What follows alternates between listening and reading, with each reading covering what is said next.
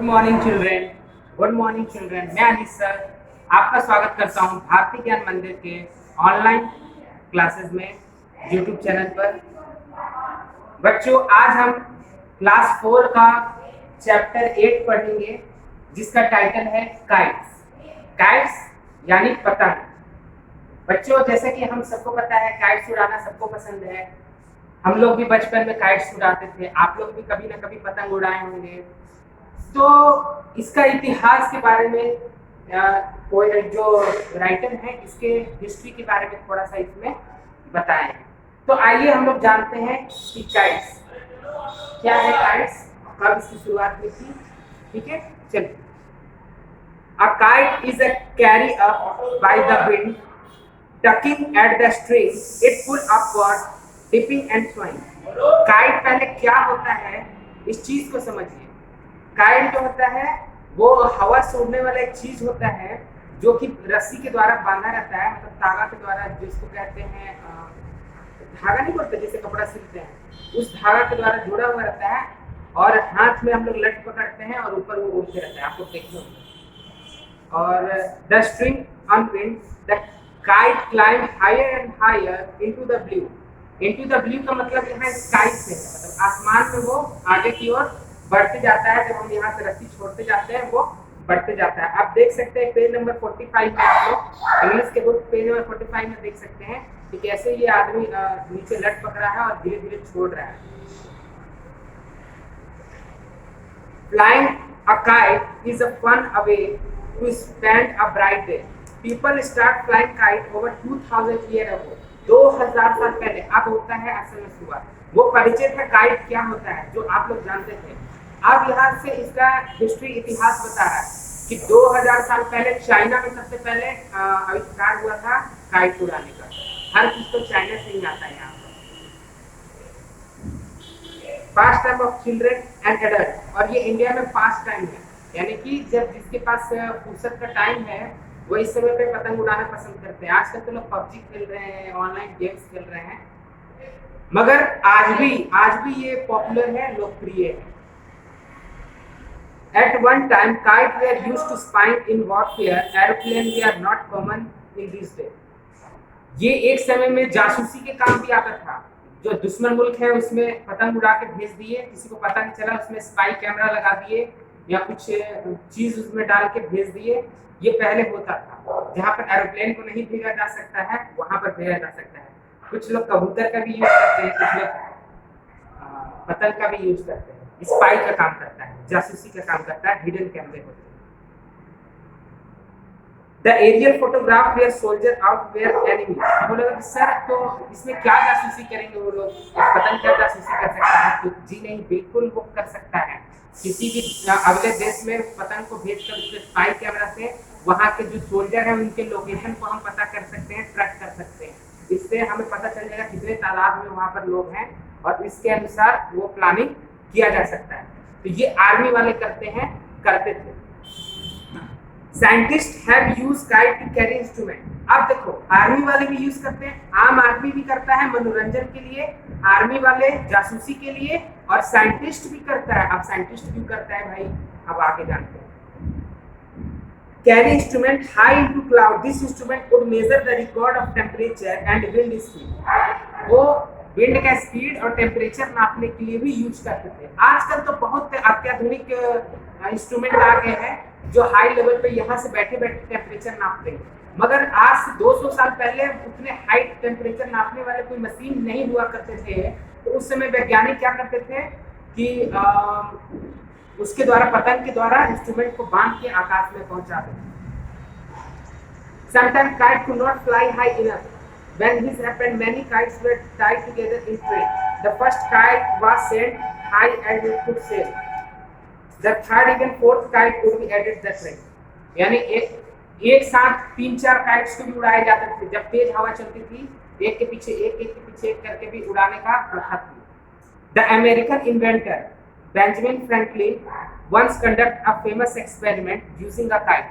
एक बार एक साइंटिस्ट थे अमेरिकन, बेंजामिन फ्रैंकलिन, वो एक एक्सपेरिमेंट कंडक्ट किए इसके द्वारा। अब आप लोग सोच रहे होंगे बच्चे कि सर एक पतंग से एक्सपेरिमेंट कैसे हो सकता है? बिल्कुल हो सकता है। Franklin wanted to show that lighting was a form of electricity. जो फ्रैंकलिन थे वो ये साबित करना चाहते थे, प्रूव करना चाहते थे कि जो आकाशीय जो बिजली होती है उसके अंदर भी करंट होता है, उससे भी आदमी की मृत्यु हो सकती है या उसमें करंट होता है। तो उसको चेक करने के लिए उन्होंने क्या किया, उन्होंने एक ब्रास का यानी पीतल का एकदम पतला पतला और तांबे का तार बनाया, एकदम पतला, क्योंकि आपको पता है कि जो मेटल होते हैं good conductor of heat and electricity होते हैं, तो उसको पतला तार करके उसको उड़ाया। और जब खूब तेज हवा चल रहा था, खूब बिजली कड़क रहे थे, थंडर स्टॉर्म आ रखा था, उस समय उस पतले तार से उन्होंने क्या उड़ाया, पतंग उड़ाया और उसमें एक चाबी बांध दिया, मतलब एक मेटल का एक और चाबी लगा दिया उसमें। और जब खूब ऊपर तक चला गया, जब बिजली कड़का और उन्होंने जब तार को छुआ तो उनको इतना जोर से झटका मारा कि वो वहीं पर गिर गए, कुछ समय के लिए बेहोश हो गए। ठीक है, इतना जोरदार उनको शॉट लगा उससे। तो ये बात तो तय हो गया कि आकाशीय बिजली है, उसके अंदर भी करंट होती है, उसके अंदर भी बिजली होती है। Benjamin Franklin was very lucky on that day, do not because proof of this theory but because didn't get killed। और वो लकी थे इसलिए नहीं कि उन्होंने चीज खोल दिया, इसलिए लकी थे क्योंकि उनकी जान बच गई, नहीं तो खत्म हो जाते। दोस्त who fly kite must remember this, no kite on the stormy day। और इससे हिदायत भी दी गई है कि स्टॉर्मी डे के दिन हमें काइट्स नहीं उड़ाना चाहिए। हालांकि धागा वाला काइट से कोई दिक्कत नहीं है, मगर फिर भी नहीं उड़ानी चाहिए। Metal should never use to make a kite, और मेटल का तो कभी भूल के भी काइट में यूज नहीं करनी चाहिए। रूफ और दो तीन सावधानियां बच्चों, आप लोग ध्यान से सुनेंगे, दो तीन सावधानियां और है कि kite should never be flow around power lines, बिजली के खंभों के आसपास भी नहीं उड़ानी चाहिए, पता है। इसके अलावा टेरेस पे जो रूफ होता है उसके किनारे पे जाके, पार्पेट पे जाके या उसके आसपास पतंग नहीं उड़ाना चाहिए। आप उड़ाते रहेंगे, आप ध्यान नहीं दिए और नीचे गिर सकते हैं, गिरने के बाद एक्सीडेंट हो सकता है, चोट लग सकता है। String and walk backward and eyes with on the kite, ठीक है, ये तो बता दिया हम। उसके बाद family go to open space like park beaches to fly kite.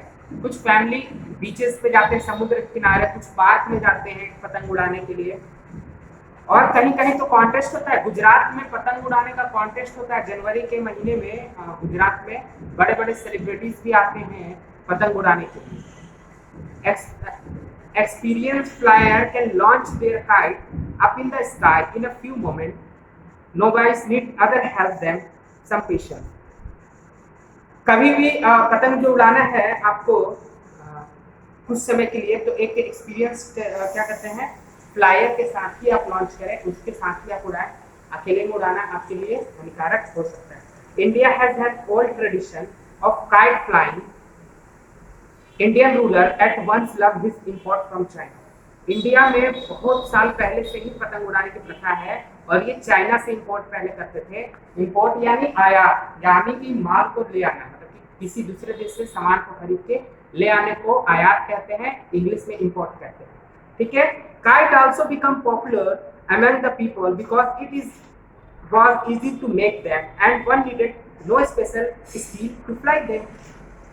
Kite इसलिए भी इंडिया में फेमस हो गया क्योंकि इसको बनाना बहुत ही बेहद ही आसान है, और साथ में इसको उड़ाना इससे भी ज्यादा आसान है। इसके लिए कोई स्पेशल स्किल, स्पेशल ट्रेनिंग की जरूरत नहीं पड़ती है। अगर हवा तेज है, एक आदमी पकड़ लिया और उसको छोड़ दिया और आप इसे छोड़ते जाइए, वो उड़ जाएगा। द किंग ऑफ जयपुर, याद रखिएगा हिस्ट्री का ये पॉइंट यहाँ पर कोट किया हुआ है। The king of Jaipur during the 16th century Sawai Ram Singh grew so fond kites establish kite factory. यानी सबसे पहले काइट की फैक्ट्री राजस्थान के एक राजा ने लगाया था, जिनका नाम था सवाई राम सिंह। ठीक है, Indian kites are generally diamond shape. Indian kites कैसा होता है बच्चों? इंडियन काइट्स डायमंड शेप का होता है, लाइक दिस। ठीक है, ये डायमंड शेप का होता है, इसी तरह का होता है ना जी, डायमंड शेप का होता है ना। हाँ, और इसमें बैम्बू लगाया रहता है, बैम्बू से लगाया रहता है, आप लोग देखे भी होंगे। मकर संक्रांति विच फॉल ऑन 14 जनवरी, 14 जनवरी के दिन मकर संक्रांति पड़ता है।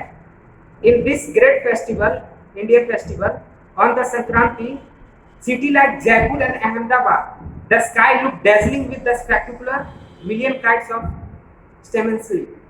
China, Japan and their own equally amazing kite festival. यानी अहमदाबाद और जयपुर में, यानी पूरा राजस्थान, पूरा गुजरात 14 जनवरी के दिन यानी संक्रांत के दिन पूरा आसमान में काइट ही आपको दिखेगा, ठीक है। और एक और बात बता दूं, इंडिया में काइट उड़ाना 14 जनवरी के अलावा किसी भी दिन इलीगल है। आपको एयरपोर्ट अथॉरिटी ऑफ इंडिया से आपको परमिशन लेना पड़ता है, तब आप काइट उड़ा सकते हैं। ऐसे इलीगली तो हर कोई कुछ भी करने लगता है, मगर कानून के अनुसार काइट आप इंडिया में नहीं उड़ा सकते हैं। 14 जनवरी के दिन छूट रहता है, संक्रांत के दिन। इसके अलावा आपको एयरपोर्ट अथॉरिटी से आपको लिखित में साइन लेना होता है। Kites can be large and elaborate or small and simple. Many kites are very cheap. You can buy kite on your own. Just stick paper tape, reel, string. Kite बहुत सस्ता आता है, 5 रुपये, 10 रुपये, 20 रुपये में आपको आराम से बेहतरीन मिल जाएगा। फिर भी अगर घर पे भी बनाना चाहते हैं तो आप प्लास्टिक की मदद से, कागज की मदद से, बैम्बू का स्टिक की मदद से आप उसको बना सकते हैं। तो इस तरह से ये चैप्टर समाप्त होता है बच्चों। आप समझ गए होंगे कि हम चैप्टर 8 में क्या पढ़े हैं, काइट्स के बारे में, यानी पतंग। ये कुछ वर्ड्स मीनिंग है जो आप उतार लेंगे। वीडियो को पॉज करके आप उस वर्ड मीनिंग को भी उतार सकते हैं, और जिनको और 1-2 बार इस वीडियो को देख लेंगे आपको अच्छे से समझ में आ जाएगा। इसी के साथ ये क्लास मैं समाप्त करता हूँ।